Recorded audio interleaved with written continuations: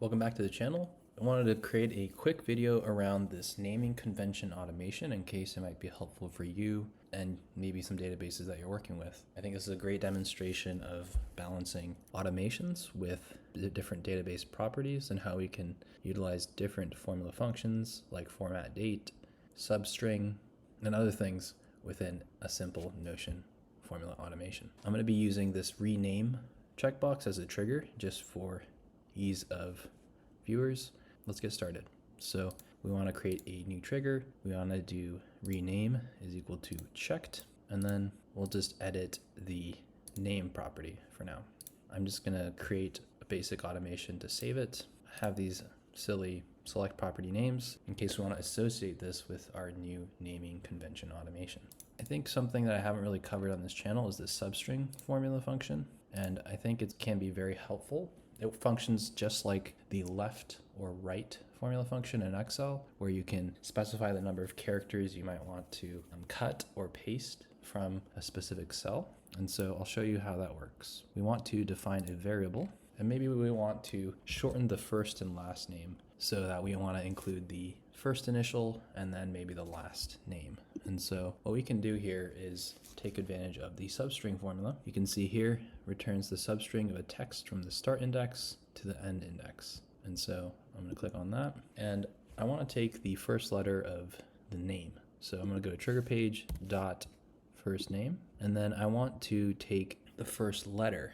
So in our case, we want to do 0 and 1. Let's save it, and then let's just change the first name property to this name plus the last name that we just mentioned. So if we save that and save, let's see this rename function in action.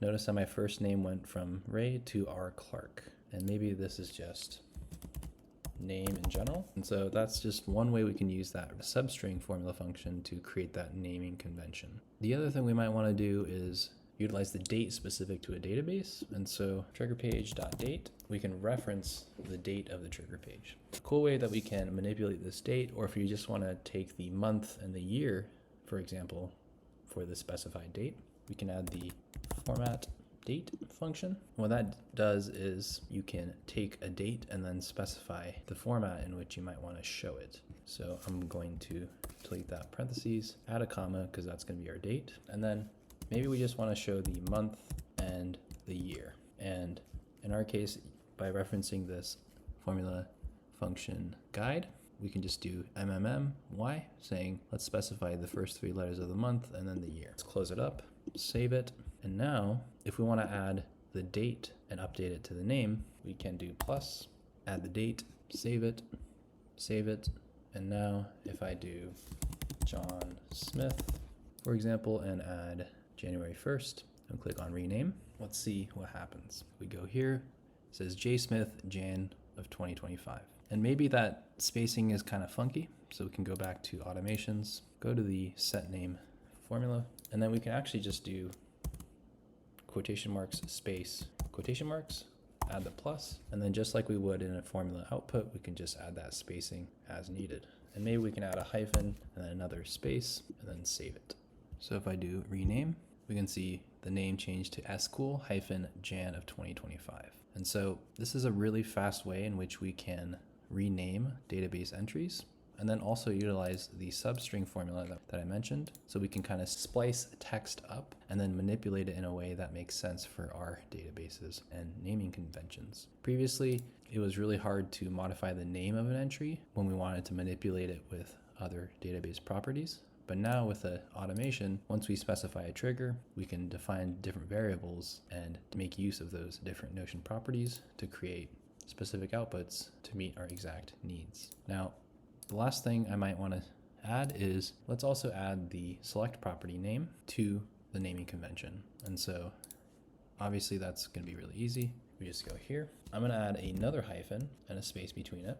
And I'm going to do trigger page dot select, save it. And so now if I create a random entry and click rename, we can see how that renaming changes here.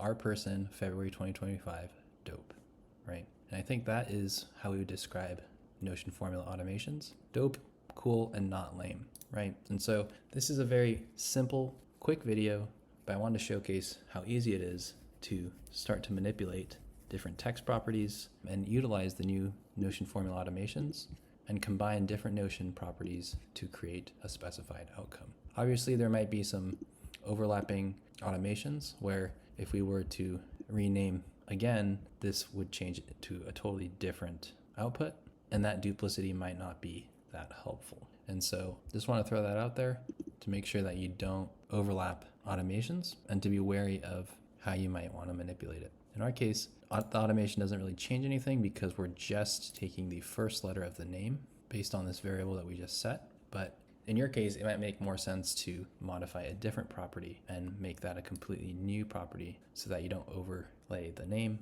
and so on and so forth. This was a short and sweet one. If you got something out of it, like and subscribe, and I'll see you in the next one.